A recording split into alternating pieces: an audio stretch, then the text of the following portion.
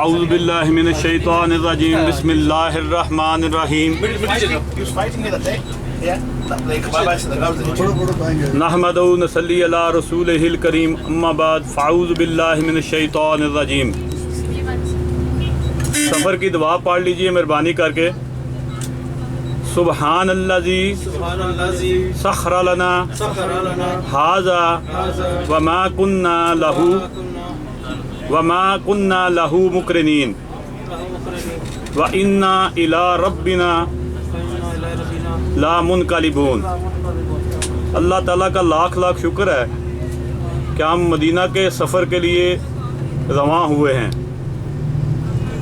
الحمدللہ رب العالمین، انشاءاللہ بفضل باری تعالیٰ 4.5 آور میں انشاءاللہ بفضل باری تعالیٰ اگر سٹاپ لانگ نہ ہوا تو ہم مدینہ پاک میں داخل ہو جائیں گے۔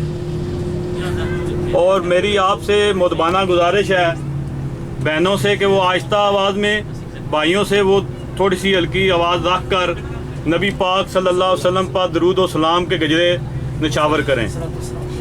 الصلاۃ والسلام علیکہ یا سیدی یا رسول اللہ، الصلاۃ والسلام علیکہ یا نبی اللہ، الصلاۃ والسلام علیکہ یا محبوب اللہ، الصلاۃ والسلام علیکہ یا رسول اللہ وعلی آلکہ واصحابکہ یا حبیب اللہ، الصلاۃ والسلام علیکہ یا خیر خلق اللہ، الصلاۃ والسلام علیکہ یا نبی اللہ۔ نبی پاک کے اس شہر کو ہم الوداع کہہ رہے ہیں جہاں میرے آقا کی ولادت ہوئی ہے۔ اس کے بعد انشاءاللہ بفضل باری تعالیٰ ہم وہاں جائیں گے جہاں میرے آقا براجمان ہیں، جہاں پہ آپ رہائش پذیر ہیں اس وقت۔ میرے عقیدے کے مطابق اور جو آیت نبی پاک صلی اللہ علیہ وسلم کے روضہ کے اوپر لکھی ہوئی ہے جالیوں کے اوپر، اس کا ترجمہ آپ کی خدمت میں پیش کرتا ہوں۔ اس کا ترجمہ ہے بسم اللہ الرحمن الرحیم۔ یہاں اونچی آواز میں بات تک نہ کریں، یہ نہ ہو تمہارے اعمال ضائع ہو جائیں اور تمہیں خبر تک نہ ہو۔ اس آیہ مبارک کا مفہوم لیا جائے تو کچھ ایسا ہے، اس آیت کا ترجمہ کر رہا ہوں، اگر سمجھ نہیں آ رہی تو مہربانی کر کے گیا ہے، مائک خراب ہے اس کا۔ تو نبی پاک قرآن پاک کی آیت کا ترجمہ ہے جو میں نے بیان کیا ہے، اس کا مفہوم میں کچھ بیان کر رہا ہوں کہ اس آیت کے ہم اس آیت کو دیکھتے ہوئے اگر ہم غور کریں تو ہم یہ دیکھیں گے کہ اس آیہ میں کہا گیا ہے کہ یہاں اونچی آواز میں بات تک نہ کریں، جالیوں کے سامنے اپنی آواز کو بلند نہ کریں، یہ نہ ہو تمہاری اعمال ضائع ہو جائیں۔ نبی پاک کی بارگاہ میں اونچی آواز میں بات نہ کریں، یہ نہ ہو تمہارے اعمال ضائع ہو جائیں، تمہیں خبر تک نہ ہو۔ تو اس آیہ کے مفہوم کو سمجھنے کے لیے ہمیں پہلے تو یہ عقیدہ رکھنا ہوگا کہ میرے آقا اپنے روضہ مبارک میں زندہ ہیں۔ پھر ہم پڑھیں گے الصلاۃ والسلام علیکہ یا سیدی یا رسول اللہ وعلی آلکہ واصحابکہ یا حبیب اللہ۔ اور نوٹ کرنے کی بات یہ ہے، اگر کوئی پاکستان میں بیٹھ کر الصلاۃ والسلام علیکہ یا رسول اللہ پڑھتا ہے تو اعتراض کیا جاتا ہے۔ الحمدللہ رب العالمین، آپ جب روضہ پاک کے معاجہ شریف پر تشریف لے جائیں گے تو وہاں پڑھنے میں کوئی ممانعت نہیں ہے، وہاں سب کا عقیدہ ایک ہی ہے کہ یہاں ہمارے آقا و مولا جو ہیں وہ آرام فرما رہے ہیں، یہاں اونچی آواز میں بات نہیں کرنی۔ میں نے قرآن کی آیت سے آپ کو بھی یہ بتایا ہے، اگر مجھ سے کوئی غلطی ہوئی ہو تو میں اللہ کی بارگاہ میں معافی چاہتا ہوں۔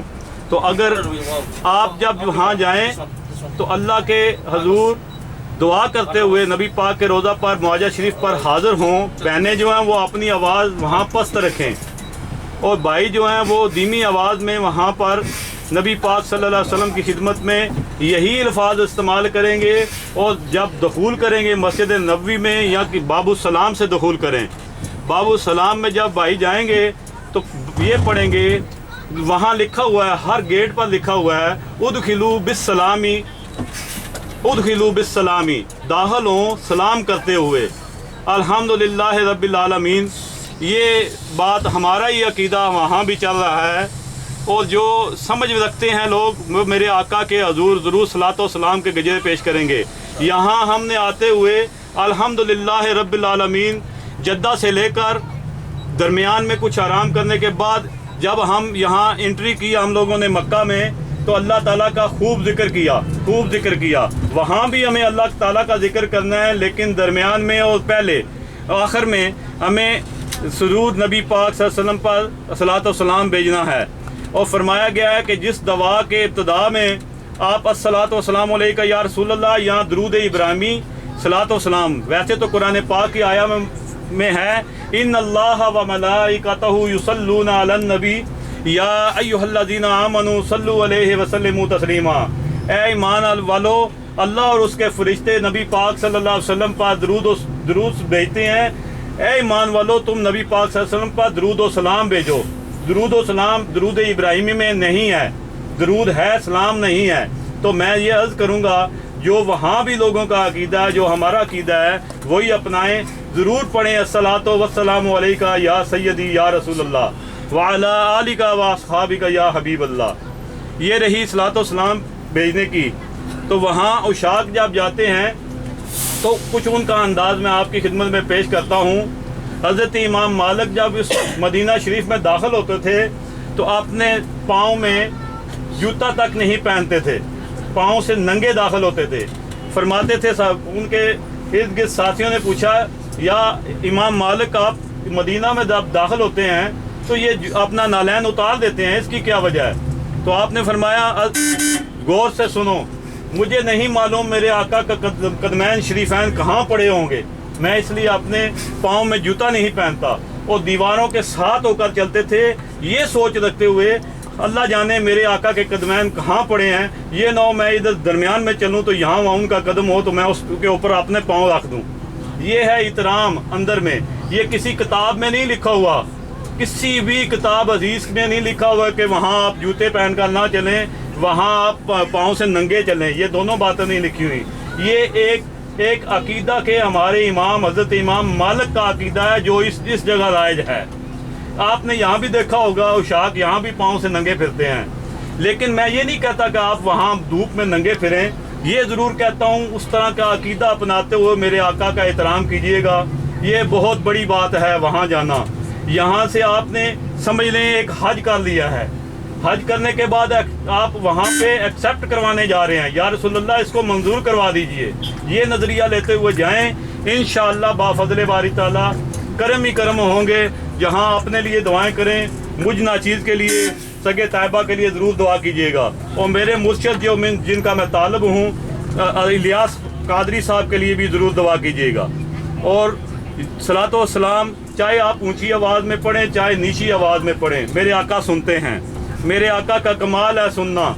فرمایا گیا ہے کہ ایک انسان جب اس دنیا سے چلا جاتا ہے تو اس کی سماعت کا انداز یہ ہوتا ہے کہ 70 گنا اس کی جو ہے سماعت بڑھا دی جاتی ہے۔ تو ایک عام آدمی جو ہے اس کی سماعت کا اندازہ یہ ہے کہ 70 گنا بڑھ جاتی ہے، اس کا دیکھنے کی بصارت جو ہے وہ بھی 70 گنا بڑھ جاتی ہے۔ تو یہاں یہ غور ضرور کیجیے گا میرے آقا کی سماعت کا عالم کیا ہوگا، کیا وہ اپنے امتیوں کو دیکھ نہیں رہے؟ اگر یہ ایمان ہوگا کہ میرے آقا مجھے دیکھ رہے ہیں تو ہم وہاں کسی سے کوئی زیادتی نہیں کریں گے، اور صلاۃ و سلام کے بغیر ہم اپنا کوئی لمحہ نہیں گزاریں گے۔ وآخر دعوانا الحمدللہ رب العالمین۔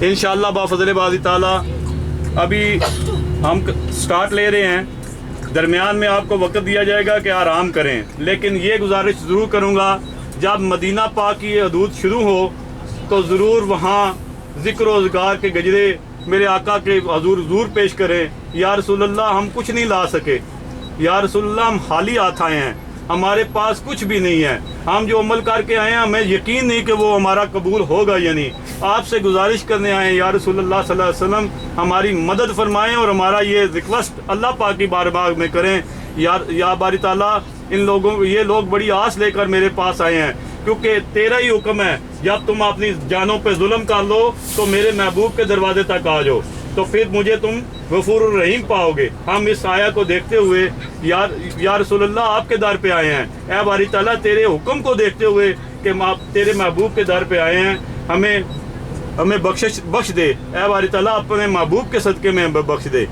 تو میں ضرور یہ عرض کروں گا، میں کوئی عالم نہیں ہوں، ایک دنیا دار، ایک عام آدمی ہوں، میں یہ ضرور گزارش کروں گا کہ آپ ضرور وہاں جہاں اپنے لیے دعا کریں، مجھ گناہگار کے لیے اور میرے مرشد کے لیے ضرور دعا کیجیے گا۔ جزاک اللہ۔